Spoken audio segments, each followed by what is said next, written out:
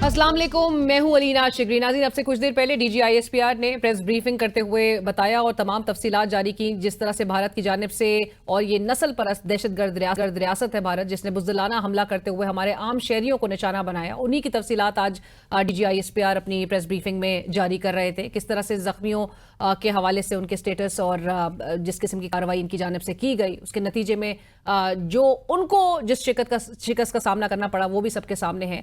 RSS के जेरे असर भारतीय फौज ने 6 शहरों में 24 जगह पर हमला करके 26 सिविलियंस को शहीद और 46 को जख्मी कर दिया, जबकि गोलाबारी करके नीलम झेलम हाइड्रो पावर प्रोजेक्ट को जानबूझकर नुकसान पहुंचाया। मजहबी मुनाफिर नरेंद्र मोदी एक नजरिए के तहत यह दहशतगर्दी कर रहा है जो कि निहायत खतरनाक है, बिल्कुल वैसे ही जैसे नेतन्याहू मजहब की बुनियाद पर कत्लेआम कर रहा है। मजहब की बुनियाद पर दहशतगर्दी करने वाला यह माइंडसेट आलमी अमन के लिए शदीद खतरे का बायस है और मोदी जैसे हिंदुत्व के पैरोकार के हाथ में एटम बम का बटन होना पूरी दुनिया बायस तशवीश है। आलमी बरादरी को इसका नोटिस लेना होगा।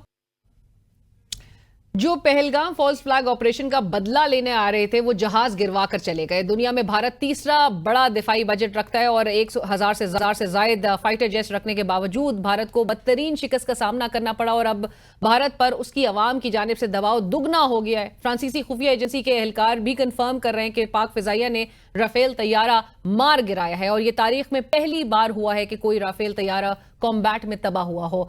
अक़वाम मुत्तहिदा का आर्टिकल 51 के हर मुल्क को दिफा का हक देता है। भारतीय तैयारों को गिराना असल जवाब नहीं था, हकीकी जवाबी कार्रवाई अभी आना बाकी है। आज कौमी सलामती कमेटी के एलामिया में वाज़ेह तौर पे कहा गया कि पाकिस्तान मासूम बच्चों और जो मासूम जाने हैं उनके ज़िया और उसकी खुद मुख्तारी की खुल्लम खुल्ला खिलाफ वर्जी का बदला लेने के लिए अपने इंतखाब के वक्त और जगह और अंदाज में जवाब देने का हक महफूज रखता है। पाकिस्तान की मुसल्लह अफवाज को इस सिलसिले में मुतल्लिका कार्रवाइयां करने का बाज़ाब्ता इख्तियार दिया गया है। हिंदुस्तानी मुसल्लह अफवाज ने पाकिस्तान की खुद मुख्तार सरजमीन के अंदर मुतादिद मकामात पर मिसाइल, फिजाई और ड्रोन हमले किए। ख्याली दहशतगर्द कैंपों की मौजूदगी का झूठा बहाना बनाकर बिला इश्तियार और बिला जवाज हमलों में जानबूझकर शहरी इलाकों को निशाना बनाया गया, जिसके नतीजे में बेगुनाह मर्द, खवातीन और बच्चे शहीद हुए। भारत के जारहाना अमल से बरादर खलीजी ममालिक से ताल्लुक रखने वाली कमर्शियल एयरलाइंस को भी शदीद खतरा लाहिक हुआ, जिससे जहाज में मौजूद हजारों मुसाफिरों की जिंदगी खतरे में पड़ गई। आलमी बरादरी बिला इश्तियाल गैर कानूनी इकदामात और बैनुल अक़वामी कवानीन की सरीहन खिलाफ वर्जियों पर भारत को जवाबदेह ठहराए। पाकिस्तान वकार और इज्जत के साथ अमन के लिए पुरअज़म है और इस बात का इरादा करता है कि वो कभी भी अपनी खुद मुख्तारी, इलाकाई सालमियत की खिलाफ वर्जी की इजाजत नहीं देगा और न ही अपने काबिल फख्र लोगों को कोई नुकसान पहुंचाने देगा। कौमी सलामती कमेटी के बयानिए को अमली जामा पहनाने के लिए कौमी इत्तेहाद जरूरी है। जहां आज एक तरफ वजीर आजम शहबाज शरीफ साहब ने कौम से खिताब किया, वहीं आज उससे कबल वजीर आजम ने कौमी असम्बली के फ्लोर ऑफ द हाउस में भी खिताब करते हुए कहा कि पीटीआई से कहता हूं, आओ आज के दिन इकट्ठे बैठ जाएं और पाकिस्तान को अजीम बनाएं, दुनिया को दिखाएं कि पाकिस्तान के लिए हम मुत्तहिद हैं। अपने उनके चेंबर के दरवाजे भी ऑपोजिशन के लिए खुले। पीटीआई के भाइयों और बहनों से मुल्तमिस हूं कि आए आज के दिन इकट्ठे हो जाएं और पाकिस्तान को इकट्ठे होकर बनाएं, पाकिस्तान को अजीम बनाएं। मैं हाजिर हूं आपके चेंबर में, मैं अपने इन भाइयों और बहनों के साथ, अपने साथियों के साथ मिलने को तैयार हूं कि आए बैठें, पूरी दुनिया को दिखाएं कि हम एक हैं। दूसरी तरफ चेयरमैन पीटीआई बैरिस्टर गौर खान साहब ने ऑपोजिशन बेंचेस से वजीर आजम की ऑफर को वेलकम करते हुए कहा कि इस मुल्क का सबसे बड़ा लीडर इमरान खान है, इख्तलाफात इतने नहीं बढ़ने चाहिए कि नफरत में बदल जाएं। आपने जो बात की है कि बातचीत हो, मैं उस बातचीत की ऑफर को वेलकम करता हूं जनाब स्पीकर, पर हम इस यकजहती के लिए आपके सामने ये जरूर गोशगुजार कराते हैं कि सबसे बड़ा लीडर इस मुल्क का इमरान अहमद खान नियाज़ी की। मैं कहूंगा कि इख्तिलाफात बहुत बढ़ते बढ़ते बढ़ते उस हद पे नहीं जाने चाहिए कि वो दुश्मनी में जाए। दूसरी जानिब सुप्रीम कोर्ट के 7 रुकनी बेंच ने फौजी अदालतों में सिविलियंस के मिलिट्री ट्रायल को दुरुस्त करार दे दिया। याद रहे कि 9 मई 2023 को साबिक वजीर आजम इमरान खान की इस्लामाबाद हाई कोर्ट के अहाते से गिरफ्तारी के बाद पीटीआई की तरफ से मुल्कगीर एहतजाज किया गया था, जिसके बाद 9 मई के वाकयात में मुलविस 85 मुलजमान में से 20 को पहले मरहले में 10 साल कैद की सजा सुनाई गई थी, जबकि दूसरे मरहले में खान साहब के भांजे हसान नियाजी समेत 60 मुलजमान को 10 साल तक कैद की सजा सुनाई गई थी। इस हवाले से टीआई सेक्रेटरी जनरल सलमान अकरम राजा साहब का क्या कहना है, आइए आपको सुनवाते हैं। तो आज के फैसले ने इस आईनी इमारत कायम की गई थी मुनहदिम कर दिया है। और मैं इस फैसले ने यह कहा है कर्नल साहिबान हो, मेजर साहिबान हो, एक बंद कमरे में 14 साल की सजा दे सकते हैं, बाज सूरतों में सजाए मौत भी दे सकते हैं। किस तरह से मामलात नजर आ रहे हैं और गोइंग फॉरवर्ड क्या जहां पर वजीर दिफा ख्वाजा आसिफ साहब कह रहे हो कि न्यूक्लियर वॉर की तरफ भी मामलात जा सकते हैं, ये खदशा किस हद तक इमिनेंट है अभी भी, इस पर गुफ्तगू होगी। दिफाई तज्जियाकारों का पैनल इस वक्त हमारे साथ है। Air marshal retired Saeed Mohammad Khan साहब joins us in the studio. Sir अस्सलाम वालेकुम, thank you for joining us. और हमारे साथ पैनल में शामिल हैं lieutenant general retired Naeem Khalid Lodhi साहब। जनरल लोधी अस्सलाम वालेकुम, बहुत शुक्रिया प्रोग्राम में ज्वाइन करने के लिए। वालेकुम अस्सलाम। सईद साहब, आपसे गुफ्तगू का आगाज गुज़िश्ता रोज जिस किस्म की कार्रवाई भारत की जानिब से की गई, वी वर ऑलरेडी प्रिपेयर्ड, हमें पता था कि इस किस्म की मजमूम कार्रवाई उनकी जानिब से की जाएगी। What I want to ask is, have we only repulsed? ये उनके एक्शन को हमने काउंटर किया, जिस तरह से हमने 5 जहाज और उन्होंने हमारे सिविलियंस को टारगेट किया, हमने उनके 5 जहाज गिरा दिए, उनका ड्रोन जो है वो गिरा दिया, या फिर आप समझते हैं कि मजीद भी अभी जवाब हमारी तरफ से दिया जाएगा बाकी है? आपने बिल्कुल सही निशानदेही की अलीना। हमने कल जो है सिर्फ उनके अटैक को रिपल्स किया है, और उस रिपल्स के दौरान जो हम उनकी टारगेटिंग कर सकते थे वो हमने उनकी टारगेटिंग की है। हमने इंडिया को और पूरी दुनिया को ये बताया था कि जी के पाकिस्तान एक एग्रेसिव नेशन नहीं है और हमारे कोई ऐसे अज़ाइम नहीं है कि हम इंडिया के अंदर कोई अनरेस्ट क्रिएट करना चाहते हैं। लेकिन अगर इंडिया ने हमें अटैक किया तो हम इस चीज़ को लाइटली नहीं लेंगे और हम इंडिया को उस तरह रिस्पॉन्ड करेंगे। जिस तेज़ी से हमारी डिफेंस फोर्सेस ने, ख़ासतौर पे पाकिस्तान एयरफोर्स और पाकिस्तान आर्मी ने रिटेलिएट किया, जिस तेज़ी से, वो आई एम श्योर कि इंडिया के लिए भी एक हैरानकुन चीज़ होगी कि इतनी जल्दी हमें ये यानी कि आंसर करेंगे। ठीक, तो मेरा ख्याल है कि हमें अपनी अफवाज के ऊपर बहुत फ़ख्र करना चाहिए। और ये सारा कुछ इसलिए नहीं था कि हमारे पास कोई बहुत ज़बरदस्त वेपन्स हैं या कुछ है, ये सिर्फ इसलिए है कि बिकॉज हमारी अफवाज अपनी ट्रेनिंग के ऊपर बहुत तवज्जो देती हैं, और ख़ासतौर पे पाकिस्तान एयरफोर्स। जैसे ही इंडियन मीडिया ने ये शोर मचाना शुरू किया था, आई एम श्योर के एयर हेड क्वार्टर में जो प्लान्स है डायरेक्टरेट, उन्होंने ऑलरेडी सोच लिया होगा कि कौन कौन सी पॉसिबल जगह हो सकती हैं जिनको इंडिया अटैक करेगा, और अगर वो अटैक करेगा दिन में तो हमारा रिएक्शन क्या होगा, और अगर वो रात को करेगा तो क्या होगा। और ये इन्फॉर्मेशन हमारे पास थी कि वो इस किस्म की कार्रवाई इन एरियाज को टारगेट बना रहे हैं। ये तो एग्जैक्ट इन्फॉर्मेशन तो कभी भी नहीं होती, लेकिन आपके पास पॉसिबल टारगेट्स होते हैं कि जी के ये वाले मिलिट्री टारगेट्स हैं या ये इस तरह के सिविलियन टारगेट्स हैं जिनको दुश्मन अटैक कर सकता है हमें जिक पहुंचाने के लिए। सो आप अपने प्लान्स को उसी तरह बनाते हैं।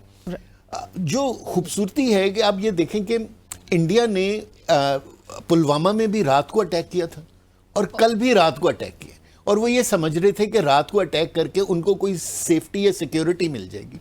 वो ये भूल गए कि क्या कहते हैं कि उनका जो ऑपोजिट है वो पाकिस्तान एयरफोर्स है, जो तो फ्लाई रात को करती है, और we are a battle harden army and a battle harden air force. Absolutely. मैं जनरल लोधी आपकी तरफ ये बात लेकर आना चाहूंगी। 1971 के बाद से ये पहली दफा है जब भारत ने इंटरनेशनल बॉर्डर क्रॉस किया है। जनरल लोधी, आप प्लीज इस पर रिस्पॉन्ड करिएगा कि ये क्या मेरिट करता है कि हमारी तरफ से भी एक काइनेटिक एक एक्शन होना चाहिए, क्योंकि आज एनएससी का भी जो एलामिया सामने आया जिसमें हमने ऑथराइज कर दिया अपने आर्म्ड फोर्सेस को and to undertake corresponding actions in this regard, और जो मैनर, प्लेस और टाइमिंग्स होंगी वो हमारी उस पे अब हमारी स्वाबदीद पे है। जी, बिस्मिल्लाहिर्रहमानिर्रहीम। सबसे पहले तो हम अल्लाह ताला का शुक्र बजा लाते हैं कि जिसकी मदद से हम ये काम कर पाए। फिर हम सलाम पेश करते हैं अपने मुजाहिदीन का, एयरफोर्स के ऑफिसर और जवान और फौज के और नेवी के और बाकी लोग भी जिन्होंने हिस्सा लिया होगा, कि ये उनकी काविश, उनकी मेहनत, उनकी ट्रेनिंग, ये सबका समर है। देखिए, बात ये बहन के ये उनको किस किस महाज पे शिकस्त हुई है। सबसे पहले इखलाकी महाज पे शिकस्त हुई है कि पूरी दुनिया थू थू कर रही है कि भाई आपने ये क्या किया, आपने सिविलियन के ऊपर हमला किया, आपने डैम के ऊपर हमला किया, और बाकी अगर आप सिर्फ ठीक है मिलिट्री टारगेट पर जाते तो वो दूबदू की बात होती। ये एक उनको शिकस्त हुई, मिलिट्री शिकस्त हुई, जिसमें कोई शक शुबा, हमें कोई कहने की जरूरत नहीं है। वो खुद बता रहे हैं बड़ी तफसील के साथ कि जी उनके जहाज किधर किधर गिरे हैं और कहाँ कहाँ उनका मलबा पड़ा है। तो दुनिया को हमें कोई कन्विंस करने की जरूरत नहीं है। मतलब मुझे लगता है कि एयरफोर्स को वो अपनी फुटेज भी दिखाने की जरूरत नहीं पड़ेगी जिसमें वो क्रॉस में लेकर आते हैं और फायर करते हैं, लेकिन वो मौके जरूर दिखाई जा सकती है। बजलोदी, और उसके बाद 5 जेट्स एंड 1 ड्रोन, ये इंटेंसिटी जो प्रेशर की है, दबाव की है भारत पे, अब वो कितनी बढ़ जाती है?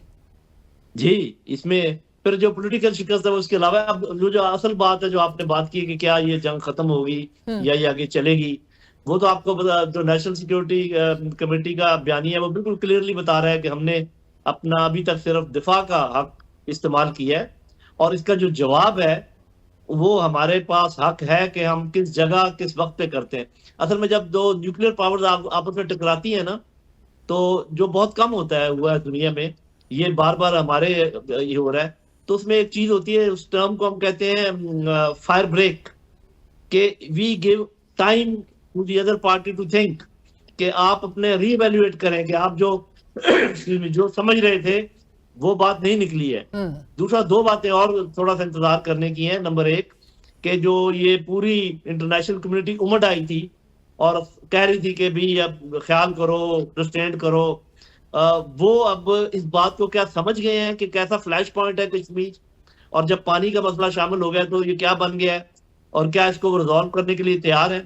और दूसरी बात, क्या हिंदुस्तान बाद आएगा जो वो हमारे साथ कर रहा है बलूचिस्तान में, केपीके में, through TTP, through BLA, through Daesh और थ्रू आईएसआई वगैरह। तो इस फायर ब्रेक को देने में कोई प्रॉब्लम नहीं है। मेरा अपना ख्याल ये है कि या तो होता ना कि कोई खुदा ना खास्ता हमने कोई हजीमत का सामना किया होता तो हम कहते हैं हम क्यों इंतजार करें, हम फौरी तौर पे जाएं। हमने सिक्का बंद टिका के प्लस जवाब दिया है, और ऐसा जवाब दिया जिसकी तशहीर हमें करने की जरूरत नहीं है, दुनिया उसको खुद देख रही है। बल्कि हिंदुस्तान का मीडिया खुद कह रहा है, आप उनको सुने, उनके जो एनालिस्ट हैं कि वो क्या कह रहे हैं। तो इसके बाद वो हक हमारे पास है, हम रवैया देखेंगे, उसके बाद अपना अगला फैसला करेंगे इंशाल्लाह, वो फैसला भी बेहतरीन होगा। राइट। और सही साहब, अब ये इनिशिएटिव जो है वो भारत ने अब अपने हाथों से ही पाकिस्तान के हवाले कर दिया है। अब जो बात हो रही है इंडिया की जो नेट टेक होम की है, एक दिफाई बजट के हवाले से कहा जाता है दुनिया का तीसरा बड़ा बजट उनके पास है, 1000 से ज्यादा उनके पास फाइटर जेट्स मौजूद है। अब बावजूद उसके वो 5 उनके जहाज जो है वो यहाँ पर गिरवा के चले जाते हैं, तो उनको वो कितने अकाउंटेबल अपनी आवाम को मजीद? अगर अकाउंटेबल होते तो इस तरह की हरकत ही ना करते। अगर आप कल का उनका लॉस देखें, बेसिकली हर एक को पता है कि बीजेपी जो है वो ये सारी हरकतें इसलिए कर रही है बिकॉज वो बिहार के इलेक्शंस जीतना चाहते हैं जो सितंबर और अक्टूबर में है। कल सिर्फ इन 5 जहाजों के गिरने से ओवर $1 बिलियन का उनका नुकसान हुआ है। अगर वो $1 बिलियन बिहार में लगा देते तो वैसे ही इलेक्शन जीत जाते। उनको इस सारी यानी कि ये सारा कुछ करने की क्या जरूरत थी। और जिस तरह जनरल साहब ने कहा, मैं उसको सेकंड करना चाहूंगा कि it is now time for the military leadership as well as the civilian leadership के आप हर एक को मैच्योरिटी दिखलानी चाहिए।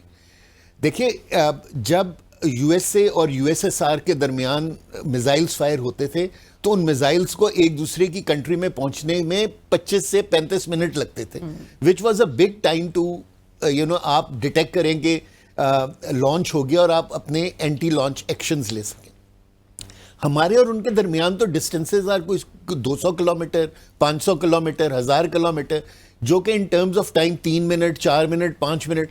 यहाँ तो दूसरों के पास फैसिलिटी नहीं है कि सिचुएशन को असेस करें और काउंटर एक्शंस लें, इसलिए तबाही बहुत ज़्यादा होगी। ठीक है ना। सो हमें चाहिए कि हम एक दुनिया को यानी कि जो इंटरनेशनल फोरा हैं उधर जाएं और हम उनको कहें कि जी के now time for you people to come in. Kashmir के मसले को आप जिस तरह यूनाइटेड नेशंस रेजोल्यूशंस के तहत रिजॉल्व करना चाहते हैं, आप उनको रिजॉल्व करें और इस एरिया में आके अपनी यानी इंपॉर्टेंस को फील करें। आई थिंक इस वक्त जो सबसे बेहतर और अच्छा कंडक्ट था वो चाइना का था, जिन्होंने, अगर चाइना ने एक तरीके से इंडिया को थ्रेटन ना किया होता तो शायद इंडिया इससे भी आगे बढ़ता। लेकिन क्योंकि चाइना ने कहा था कि जी के anything which goes too much negative against Pakistan will be retaliated by China, तो उन्होंने, इंडिया ने अपने, मेरा ख्याल है कि उन्होंने भी सोचा होगा कि हम एक हद से इतना ना बढ़े कि चाइना भी इस कॉन्फ्लिक्ट में शामिल हो जाए। देखिए 3 बड़ी न्यूक्लियर पावर्स जो हैं वो इस रीजन में एक दूसरे की नेबर्स हैं, absolutely. And no one can afford to have a nuclear armageddon over here. So but Saeed साहब, यही सवाल कि फिर आप समझते हैं कि जो हमने जिस तरह से स्ट्राइक बैक किया, उनके जहाज गिराए, उनका ड्रोन गिराया, that should be enough? As of वज़ीर दिफा तो कह रहे हैं कि न्यूक्लियर वॉर भी हो सकती है। देखिए as of today I think it is enough. देखिए उन्होंने जितना हमारा डैमेज किया, उन्होंने not just targeting civilians, they have targeted Neelum Jhelum hydro power project deliberately. देखिए this is a contravention to UN resolutions, ठीक है ना। लेकिन आप इसको जरा मैं इसको लार्जेस्ट स्केल पे देखने की कोशिश करूं कि देखिए उन्होंने वो जिस लेवल तक हमें शर्मिंदा करना चाह रहे थे वो उसमें फेल हो गए, और बल्कि उल्टा हमने उनको इतना शर्मिंदा कर दिया कि अब वो अपना मुंह छुपाते फिर रहे हैं दुनिया से। जिस तरह जनरल साहब ने कहा कि we must take a break, we must both national security advisers या at the international fora we must sit down together and resolve the issues of this region, क्योंकि देखें बगैर रिजॉल्व किए हुए, बगैर बातचीत किए हुए आगे नहीं बढ़ा जा सकता। एब्सोल्युटली, बिल्कुल। जनरल लोधी, मैं यही चीज आपकी तरफ, आपने जो बीच में जिक्र भी किया कि इंटरनेशनल कम्युनिटी का response, we always face this, Pakistan के पास तमाम तर शवाहिद भी मौजूद है of how India has been supporting and backing terrorist in Pakistan. Balochistan में सेपरेटिस्ट ग्रुप्स को फंडिंग करने से लेकर टीएलपी को खैबर पख्तूनख्वा में जिस तरह से एक्टिव किया गया है, बावजूद उसके the world has just been watching as spectators, और अभी भी रिस्ट्रेंट का कहा जा रहा था दोनों ममालिक को। ऑल्दो एक फॉल्स फ्लैग हमने कहा कि उन्होंने पहलगाम अटैक करवाया है, और उसके बावजूद भी अब वो आके पाकिस्तान की सलामती को, पाकिस्तान की सॉवरेनिटी को वायलेट करते हैं, टेरिटोरियल इंटेग्रिटी को वायलेट करते हैं। Yet US president also respond saying it is a shame, and he did not say it is shameful, he said it is a shame. जी बिल्कुल ठीक है। मैं तो इसकी तरफ भी आता हूँ। मैं थोड़ी सी एक चीज इंडिकेट कर दूं कि एक तो हमें मिलिट्री फतह अल्लाह ताला ने अता की है ना, इसके अलावा 2 बड़े फायदे हमें और हुए हैं। एक तो ये कि हमारी खारजा पॉलिसी में जो सुकम थे या जो हमारा कोई इबहम था वो बिल्कुल दूर हो गया। हमें अच्छी तरह पता चल गया कि कौन हमारा दोस्त है जो वक्त पर काम आता है और कौन सिर्फ बातें करते हैं। आपने देखा किस तरीके से तुर्की पहुंचा, किस तरीके से चीन ने बयान दिया, किस तरीके से और हमारे मुल्कों ने भी बात की, और कौन से लोग हैं जो सिर्फ दूर बैठे बातें कर रहे थे। एक तो जनरल लोधी, ये जो फ्री ट्रेड एग्रीमेंट है यूके के साथ जो भारत ने किया है, अमेरिका के साथ जो, और ये जो बायलैटरल उसके जो ट्रेड एग्रीमेंट्स है, वो कितने इस वक्त एक डोमिनेंट रोल प्ले कर रहे हैं कि वो भारत को कोई कंडेम नहीं कर रहा उसके एटीट्यूड को? जी नेचुरली वो तो उसी बात को मैं बढ़ा रहा था ना कि आपको बड़ा क्लियर पता चल गया, और आपको अपनी जो फ्यूचर डायरेक्शन है वो उसको मुतय्यन करने में बहुत आसानी होगी। एक तो ये बात है। दूसरा मेरा ख्याल जो उसने गलत अंदाजा लगाया हिंदुस्तान ने कि हम मुआशी तौर पे कमजोर हैं या हमारे कोई इंटरनल पॉलिटिकल ऐसे रिफ्ट्स हैं जिसको वो एक्सप्लॉइट करना चाह रहा था, तो आपने देखा कि 2-4 घंटे के अंदर पूरी कौम दीवार बन के सीसा पलाई दीवार की तरह अपने अफवाज के साथ खड़ी होगी। ये 2 बड़े बिग विन है हमारे लिए। और ये जो बात कर रहे हैं एयर मार्शल साहब, मैं बिल्कुल इसकी तारीफ करता हूँ कि अब हमें ये देखना है कि क्या हिंदुस्तान अपना रवैया तब्दील करेगा या ऐसे ही हट धर्मी से काम लेता रहेगा, क्योंकि हमें फौरन पता चल जाएगा कि ये जो इनके एक्शन आ रहे थे BLA के और वहां से बलूचिस्तान की तरफ से, KP की तरफ से, उस पर क्या होता है। और मैं इसी की भी तारीफ करता हूँ कि नेशनल सिक्योरिटी एडवाइजर्स को आपस में बातचीत करनी चाहिए और बैठ कर कहना चाहिए कि अगर आप और हम जंग बंद करना चाहते हैं, आपने देख लिया कि आप जंग नहीं कर सकते हमारे साथ, तो आए बैठकर बात करते हैं। This is good time to offer them to talks.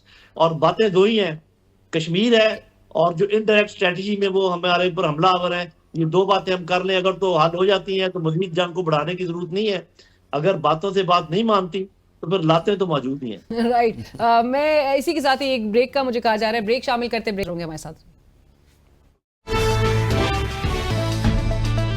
Welcome back. Discussion को आगे बढ़ाते हैं। मार्शल साहब, सर ये जो with in the south Asian region, हम जिस तरह से जानते हैं कि ट्रेड जो है वो 6% के करीब है, and outside the region it is almost like 94% से ज्यादा की।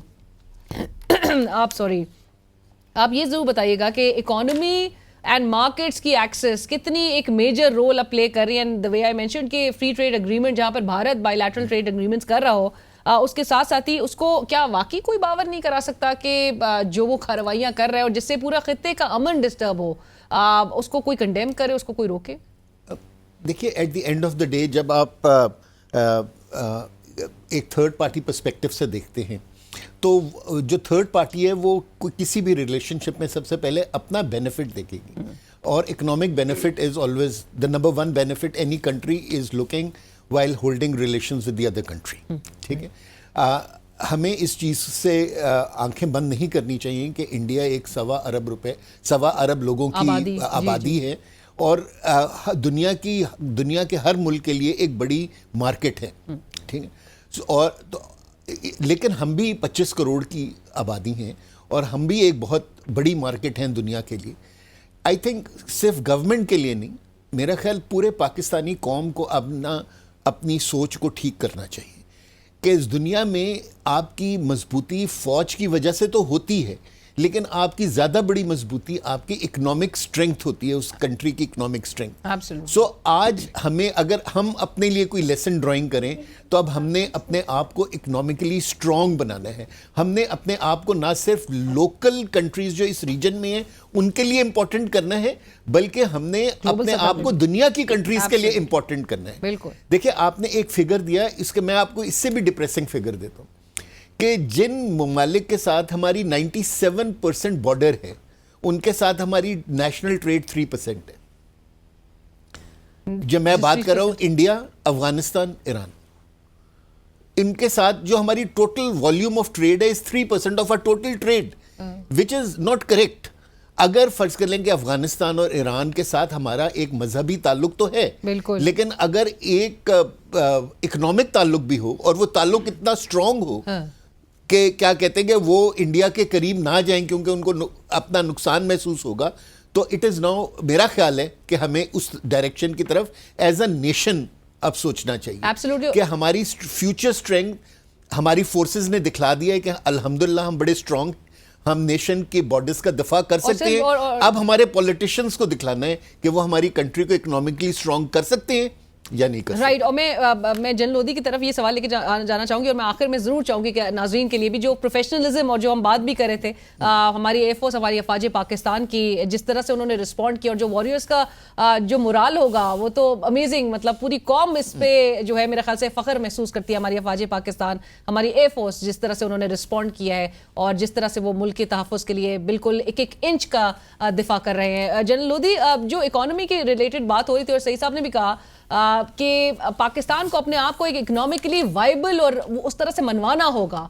Economic stability again is attach to political stability. हमारे जो वीकनेसेस हैं और उसी का फायदा उठाते हुए हमारा ये जो दुश्मन है उनके फिंगर टिप्स पे थी पाकिस्तान के जो मामलात थे, पाकिस्तान के जो अंदरूनी जो दाखिली मामलात थे। हमने आज भी ये देखा कि जहां पर नीलम झेलम हाइड्रो पावर प्रोजेक्ट को उनकी जानिब से निशाना बनाया जा रहा है, इंडस वाटर ट्रीटी को वो एक ऐसे वक्त में सस्पेंड करते हैं, पानी रोकते हैं कि ये पाकिस्तान को इसका इकोनॉमिकली नुकसान पहुंचाए। सो आपको नजर आ रहा है कि पॉलिटिकल स्टेबिलिटी भी, ऑल्दो आज प्राइम मिनिस्टर की फ्लोर ऑफ द हाउस तकरीर बड़ी पॉजिटिव थी, very actually offered his opponents के मेरा चेंबर जो है वो खुला है, आप आइए मुलाकात के लिए। तो आपको नजर आ रहा है कि पॉलिटिकल स्टेबिलिटी जो कि वक्त की जरूरत है, जिससे तमाम इकोनॉमिक स्टेबिलिटी और लॉ एंड ऑर्डर भी हम मैनेज कर सकें। जी, पहली बात तो जो आपने बात कही ना कि politics, economy and security, they are intertwined. ये ऐसे अलग अलग नहीं हो सकते कि जी मैं पहले ये काम कर लूं फिर मैं वो कर लूंगा। ये आपको साथ लेके इकट्ठे ही चलना पड़ेगा।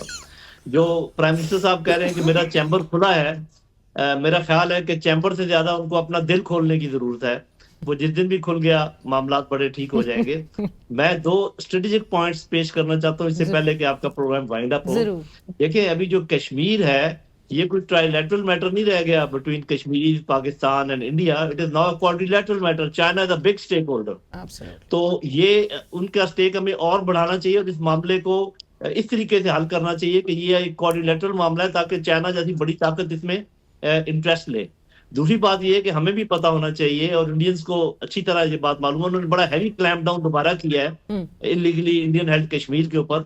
तो अब अगर हम यहाँ से पेशकदमी शुरू करें, मिसाल के तौर पर खासकर वो पानी जब कहते हैं बंद कर देंगे, तो मैं कहा करता हूँ फिर वहां चले जाएंगे जहाँ से पानी आता है। तो कश्मीरी जो है वो किसका साथ देंगे, ये हिंदुस्तान को सोचना चाहिए इस बात को। और ये बात तो साबित हो गई कि बड़ी आर्मी या बड़ी एयरफोर्स या बड़ी नेवी का लिमिटेड वॉर में कोई फायदा नहीं है। ऑल आउट वॉर हो तो वो हो नहीं सकती न्यूक्लियर होने की वजह से, और लिमिटेड वॉर में वो लिमिटेड रिसोर्सेज एम्प्लॉय कर सकते हैं, उससे ज्यादा हम एम्प्लॉय कर लेते हैं। तो Absolutely. देख लिया, अगर टेक्नोलॉजी देखा जाए तो हम किसी तरीके से उनसे कम नहीं है।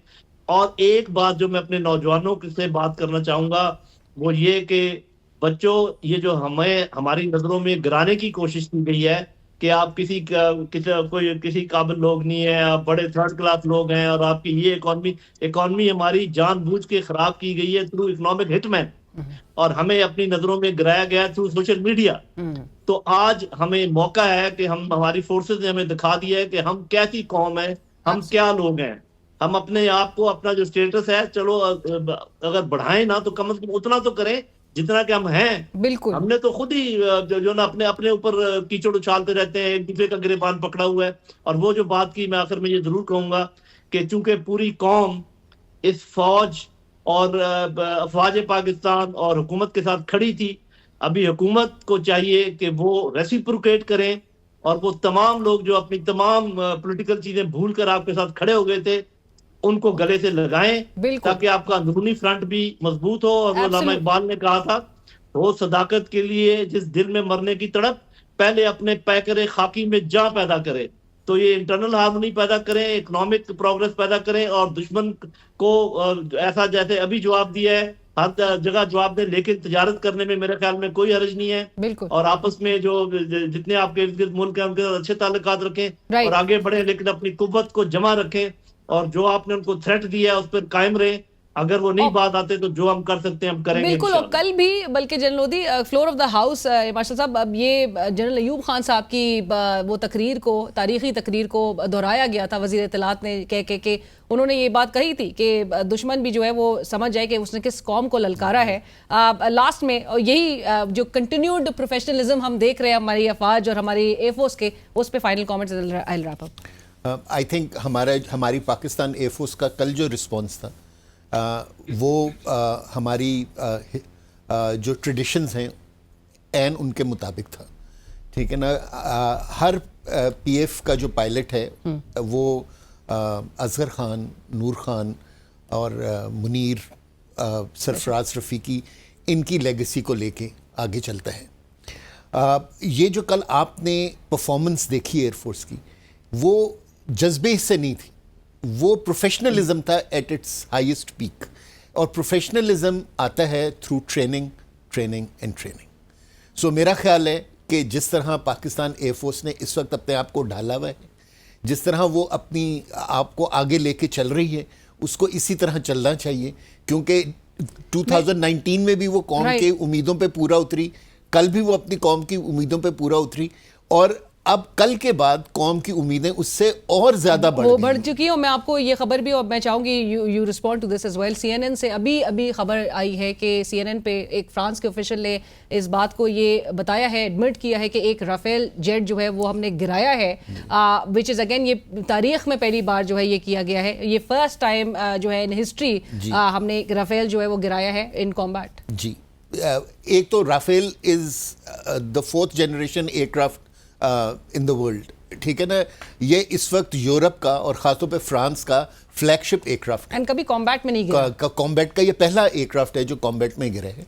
और इतना पोटेंट एयरक्राफ्ट है कि जब इंडिया अपने जहाज खरीदने की वो लिए रिसर्च कर रहा था, तो उनके पास रशियन एयरक्राफ्ट अवेलेबल थे, उनके पास चाइनीज एयरक्राफ्ट अवेलेबल थे, उनके पास अमेरिकन एयरक्राफ्ट अवेलेबल थे, लेकिन दे वेंट फॉर राफेल। लेकिन वो एक चीज भूल गए कि ना कि it is not the machine that is important, it is the man behind the machine. So अगर उनके लिए एक और लेसन ड्राइंग है तो उनका यह है कि जी कि वो अपने पायलट्स के ऊपर जरा थोड़ी सी तवज्जो। राइट। जनरल लोधी, आप स्माइल कर रहे हैं, would you like to add? जी, मैं सिर्फ ये कहना चाहूंगा कि हमारी कौम को ये बात समझनी चाहिए कि अगर हमारे पायलट ये काम करते हैं, अगर हमारे फौजी जवान ये काम करते हैं, तो हर शोबे के लोग आखिर हम उन्हीं के भाई हैं, उन्हीं के बच्चे हैं, तो ये पूरी कौम ये काम कर सकती है। तो हमारे पुलिस और हमारी डिस्ट्रिक्ट एडमिनिस्ट्रेशन और हमारे पॉलिटिशियंस और हमारे जस्टिसेस इससे सबक हासिल करें। और ये जो नंबर 1 क्लास है पूरी दुनिया की, इसको ज्वाइन कर लें और अपने अपने शोबों में सब नंबर 1 हो जाएं, तो Absolutely. पाकिस्तान तो रॉकेट की तरह तरक्की क्या करेगा बात इंशाल्लाह। है, क्या बात है। और जिस तरह से ए मार्शल साहब भी कहते हैं, it's not the machine, Bharat को ये समझने की जरूरत है। बिलियंस ऑफ डॉलर्स की वो डील स्ट्राइक करके राफेल जेट्स लेकर आ जाता है, लेकिन it's not the machine but the man behind the machine. Thank you so much for joining us air marshal साहब, आपका भी बहुत शुक्रिया। General Lodhi, thank you for joining us and we will go for a break, stay with us. और नाज़रीन, आज वज़ीर आज़म शहबाज शरीफ साहब की अपोजिशन को ऑफ़र, दूसरी तरफ अपोजिशन की तरफ से उसको खुशाइन करार देना, एक मुस्बत रिस्पॉन्स आना, इस पर भी गुफ्तगू होगी। और साथ साथ आज ही के रोज़ सुप्रीम कोर्ट से जो एक अहम फैसला सामने आया है पाकिस्तान तहरीक इंसाफ का, बहरहाल इस पर रिस्पॉन्स एक एलामिया की शक्ल में तो ज़रूर नज़र आता है, लेकिन आगे ऑप्शंस क्या फिर इनके पास बच जाते हैं, इस पर गुफ्तगू होगी। शेख वकास अकरम साहब, आप मरकज़ी सेक्रेटरी इत्तलात हैं पाकिस्तान तहरीक इंसाफ के, हमें ज्वाइन कर रहे हैं। शेख साहब अस्सलाम वालेकुम, बहुत शुक्रिया प्रोग्राम के लिए वक्त निकालने के लिए। शेख साहब, गुफ्तगू का आगाज़ तो आज के वज़ीर आज़म शहबाज शरीफ साहब की फ्लोर ऑफ द हाउस जो तकरीर थी उससे करते हैं, क्योंकि भारत के ये एक जो उनकी जानिब से एक मज़मूम कार्रवाई की गई और जिसके रिस्पॉन्स में हमारा भी एक भरपूर एक जवाब हमने दिया, उसके हवाले से आज जब फ्लोर ऑफ द हाउस तकारीर हो रही थी तो वज़ीर आज़म शहबाज शरीफ साहब ने एक यूनाइटेड क्योंकि पैगाम देना था, बार बार इस बात पर स्ट्रेस दिया जा रहा था कि जी सबको मिलाएं, सबके साथ जो है वो मिलकर एक अपने मुश्तरका दुश्मन को एक पैगाम दें। उन्होंने ऑफ़र किया, वो कहते हैं मेरा चेंबर जो है वो खुला है, मैं मिलने को तैयार हूँ अपोजिशन के साथियों से। गौहर साहब ने भी उस पर बड़ा पॉजिटिवली रिस्पॉन्ड किया, लेकिन ये मुस्बत रिस्पॉन्स कितने दिन तक सस्टेन करता हुआ दिखाई देगा शेख साहब? देखिए, पहली बात तो ये है कि ये बात मुस्तद रिस्पॉन्स की नहीं है। कौम इस नहज पे खड़ी है जहाँ पे एक दुश्मन मुल्क जो है हमें उसकी जारहियत का सामना है, और इमरान खान साहब उस पर बड़ा वाज़े बयान दे चुके हैं कि कौम को इकट्ठे होना है और कौम हर उस सिपाही जो बॉर्डर पे खड़ा है हिंदुस्तान की जारहियत का मुकाबला कर रहा है, हम उसके साथ हैं और हिंदुस्तान को जवाब देना चाहिए। 2019 के अंदर जवाब आया था, हमने कहा बड़ा वाज़े कि आएंगे हम इनको मारेंगे, या दोबारा आएंगे हम इनका वही हशर करेंगे। मोदी को जवाब मिलना चाहिए, वरना तो ये दोबारा किसी वक्त भी कोई फॉल्स फ्लैग ऑपरेशन वहां करेंगे और उस बहाने से ये अटैक कर दिया करेंगे। मैं ये समझता हूँ कि उस हवाले से तहरीक इंसाफ ने, क्योंकि तहरीक इंसाफ के MNAs के साथ बड़ी बेगैरती का सबूत दिया गया कल अडयाला के सामने, जहाँ पे MNAs के गिरबान चाक किए गए, सूबाई वज़रा को बालों से पकड़ के घसीटा गया। इसके बावजूद आप ये देखें कि आज पार्लियामेंट के अंदर सिर्फ पाकिस्तान की ये मुल्क हमारा है और इसके ऊपर एक बैरूनी जारहियत जो है वो की जा रही है।